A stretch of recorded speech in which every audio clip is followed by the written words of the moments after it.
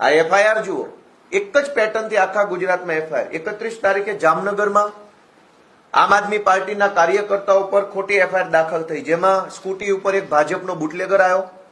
એ ભાજપના બુટલેગરે આમ આદમી પાર્ટીના કાર્યકર્તાની ગાડી સાથે એક્ટિવા નોર્મલ ટચ કરાવી. તરત જ 10 સેકન્ડમાં પોલીસ આવી અને પોલીસે જાનથી મારી નાખવાની કોશિશ અને લૂંટની એફઆઈઆર કરી નાખી. રાજકોટ ગ્રામીણ પોલીસ સ્ટેશનમાં પણ આવી જ ઘટના બની. ભાજપનો બુટલેગર આવ્યો, આમ આદમી પાર્ટીના કાર્યકર્તા સાથે એક્ટિવા ટચ કરાવી. 10 સેકન્ડમાં પોલીસ આવી ગઈ, જાનથી મારી નાખવાની કોશિશ અને લૂંટની એફઆઈઆર દાખલ થઈ ગઈ.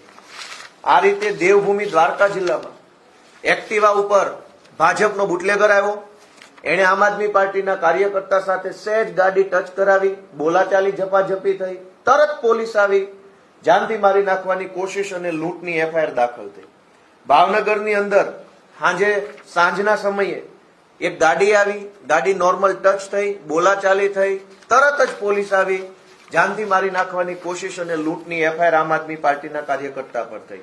જોરાવરનગર પોલીસ સ્ટેશનમાં પણ કમલેશભાઈ કોટેચા, અતુલભાઈ વેગડ, અમારા કેન્ડિડેટ દીપકભાઈ ચેહલા, આ બધાની વિરુદ્ધમાં મોટામાં મોટી કલમો લગાવી અને ગંભીર ગુનો દાખલ કર્યો. દેવભૂમિ દ્વારકામાં બીજી ખંભાળિયામાં એક એફઆઈઆર થઈ કે જેમાં ઈશુદાનભાઈ ગઢવી આ ખોટી એફઆઈઆરની વિરુદ્ધમાં પહોંચ્યા, તો એમની વિરુદ્ધમાં પણ એફઆઈઆર થઈ ગઈ.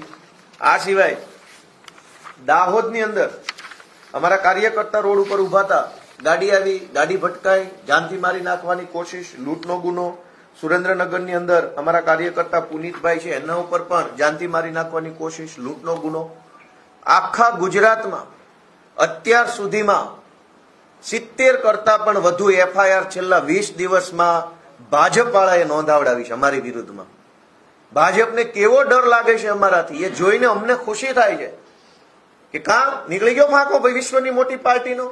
પોલીસ હારે ગઠબંધન કરીને ચૂંટણી લડવા નીકળ્યા છો. 30 વર્ષથી વિકાસની વાતો કરો છો.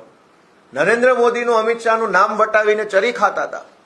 અમારી જેવા સામાન્ય ગામડાના છોકરાઓ તમારી સામે ચૂંટણીમાં શું ઉભા રહ્યા કે પોલીસનો સહારો લેવો પડ્યો, પોલીસ પાછળ છુપાવવું પડ્યું. એસપી એ ડીવાયએસપી હાથ જોડે છે ભાજપના નેતા, બચાવી લ્યો આપવાળાથી. એસપી પગ ચાલુ, એસપીના ડીવાયએસપીના ટાંટિયા પકડે છે ભાજપના નેતાઓ અને કહે છે કે અમને બચાવો આપવાળાઓથી, ઊંઘ નથી આવતી, બ્લડ પ્રેશર હાઈ થઈ ગયું છે. શરમ આવવી જોઈએ ભાજપના નેતાઓને કે 30 વર્ષ પછી તમે એસપી અને ડીવાયએસપી ના સહારા લઈને ચૂંટણી લડવા નીકળ્યા છો. બહુ તમે વિકાસ કર્યો હોય, બહુ ગુજરાતનું ભલું કર્યું હોય તો આવી જાઓ, મોરે મોરો કરો, આવી જાઓ ખુલ્લા મેદાનમાં અને લડી લો ચૂંટણી લોકશાહી ઢબે.